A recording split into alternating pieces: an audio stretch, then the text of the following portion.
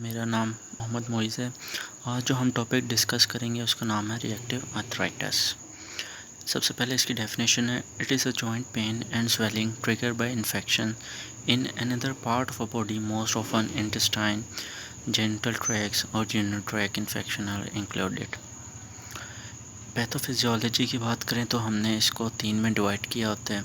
सबसे पहले आते हैं बैक्टीरियल ट्रिगर्स आ जाते हैं, वायरसेस आ जाते हैं और सारा आ जाता है। बैक्टीरियल ट्रिगर्स के अंदर क्लैमिडिया आ जाता है, कंपाइलोबैक्टर आ जाता है, साल्मोनेला, शिगेल्ला। वायरसेस में माइकोप्लाज्म, बोरेलिया, स्ट्रेप्टोकोकाई, माइकोबैक्टीरिया और सारा सेक्सुअली एक्वायर्ड रिएक्टिव आर्थराइटिस को कहते हैं। और ये प्रीडोमिनेटली मेल्स में ज़्यादा कॉमन होता है और इसकी रेशो होती है 15:1, यानी 15 मेल और 1 फीमेल।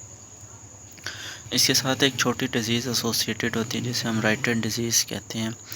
वो क्लैमिडिया इन्फेक्शन जब होता है उसमें 3 चीज़ें होती हैं, यूथराइटिस, conjunctivitis, reactive arthritis.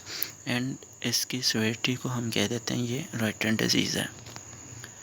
Clinical features की जहाँ तक बात की जाए तो उसमें इन्फ्लेमेटरी इंथेसाइटिस आ जाता है। इंथेसिस उस पॉइंट को कहते हैं जहाँ पे बोन के साथ कोई मसल अटैच हो, कोई लिगामेंट अटैच हो, कोई टेंडन अटैच हो, उस पॉइंट को इंथेसिस कहते हैं। उसकी इन्फ्लेमेशन को इंथेसाइटिस कह देते हैं। वो प्रेजेंट होगी, ओलिगोआर्थराइटिस प्रेजेंट होगा, स्पाइनल इन्फ्लेमेशन प्रेजेंट होगी। एक्स्ट्रा आर्टिकुलर जो मैनिफेस्टेशन है उसमें वेट लॉस होगा, फीवर होगा, एचलीस टेंडनाइटिस होगा। ये हमें पिक में नज़र आ रहा है। जो एचलीस टेंडन है उसकी इन्फ्लेमेशन हो जाएगी। उसके बाद हमारे पास प्लांटर fasciitis होगा। उसके अंदर जो प्लांटर है उसकी डोर्सल सरफेस पे इन्फ्लेमेशन हो जाएगी। उसके बाद जो है हमारे पास लोअर बैक पेन और स्टिफनेस एंड ऑस्टियाटिस के साथ प्रेजेंट करेंगे। मोर सीवियर और मार्क सिम्टम्स की जहाँ तक बात करें उसमें नेटाब्लेनाइटिस होता है। उसमें मेल के जो पीनस हैं, ग्लैंस पीनस, उसके ऊपर वेजिकल्स की फॉर्मेशन होती है और वो वेजिकल्स कुछ अरसे बाद बर्नआउट लीजन्स के तौर पे आ जाते हैं, जैसे ये पिक्स में नज़र आ रहा है। उसके बाद हमारे पास जो है केटोडर्मा ब्लेनोरेजिका, उसके अंदर हमारे पास पाल्म पे और सोल पे अल्सरेशंस हो जाती हैं, जैसे कि ये पिक में नज़र आ रही हैं। उसके बाद हमारे पास nail dystrophy, mouth ulcer, conjunctivitis, uveitis, ये प्रेजेंट होते हैं फीचर्स। अच्छा, इन्वेस्टिगेशंस में हमने हिस्ट्री प्रॉपर लेनी है, एग्जामिनेशन प्रॉपर करना है, क्लिनिकल फीचर्स जो हमने डिस्कस किए हैं ऊपर वो देखने हैं। इसमें मेन जो होता है वो जॉइंट एस्पिरेशन होती है ताकि हम एक्सक्लूड कर सकते हैं crystal arthritis and articular infections को। ESR और सी रिएक्टिव प्रोटीन इसमें रेज होंगी। 2 ग्लास टेस्ट होता है इसमें। उसमें ये होता है कि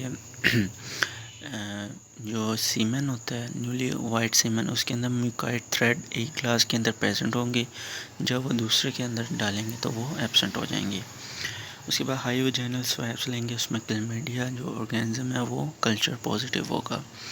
जैसे जैसे डिजीज़ प्रोग्रेस करेगा जो कल्चर वो नेगेटिव होता जाएगा, लेकिन साल्मोनेला जो है उसका पॉजिटिव ही रहेगा। उसके लिए हम सीरोलॉजी टेस्टिंग करते हैं। रोमाटाइड फैक्टर ACPA ANA ये नेगेटिव होंगी। उसके बाद रेडियोलॉजी की बात करें तो हमारे पास पेरी आर्टिकुलर ऑस्टियोप्रोसिस, यानी कि जैसे ये देख सकते हैं जहाँ पे आर्टिकुलेशन है वहाँ पे ऑस्टियोप्रोसिस हो रही होंगी और वहीं पे इरोजन्स वगैरह होंगी। उसके बाद हमारे पास आता है सार्कोइलिगैटिस, सैक्रोइलिक जॉइंट पे इन्फ्लेमेशन होगी, जैसे ये हमें नज़र आ रही है, यहाँ पर इन्फ्लेमेशन हुई है और डीजनरेशन होगी यहाँ पे। उसके बाद सिंडेस्मोफिट्स उन्हें कहते हैं, जो लिगामेंट के अंदर बोन फॉर्मेशन होती है उसे कहते हैं। वो कोर्स और एसिमेट्रिकल होंगी। उसके बाद है मैनेजमेंट में रेस्ट देंगे एनसेड एनाल्जेसिक्स। ये इसलिए देंगे एनसेड एनाल्जेसिक्स क्योंकि पेन बहुत होगी, क्योंकि सार्कोइलिक जॉइंट्स है, उसकी इन्फ्लेमेशन है, बोन्स की इन्फ्लेमेशन है, तो पेन बहुत ज़्यादा है, तो एनाल्जेसिक्स और एनसेड देनी है। इंट्रा आर्टिकुलर और सिस्टेमिक ग्लूकोकोर्टिकॉइड्स देंगे। एंटीबायोटिक्स उस वक्त यूज़ करेंगे जब इंट्रा आर्टिकुलर इन्फेक्शन होंगे। इन्फेक्शन में अगर क्लैमिडिया प्रेजेंट है तो डॉक्सीसाइक्लिन और एजिथ्रोमाइसिन देंगे, ठीक है। उसके बाद डिमार्स उस वक्त देंगे जब मार्क सिम्टम्स प्रेजेंट होंगे, सीवियर कंडीशंस में डिमार्स देंगे। जो पेशेंट डिमार्स से रेजिस्टेंस हैं उन्हें हम एंटी TNF थेरेपी देंगे। Thank you so much.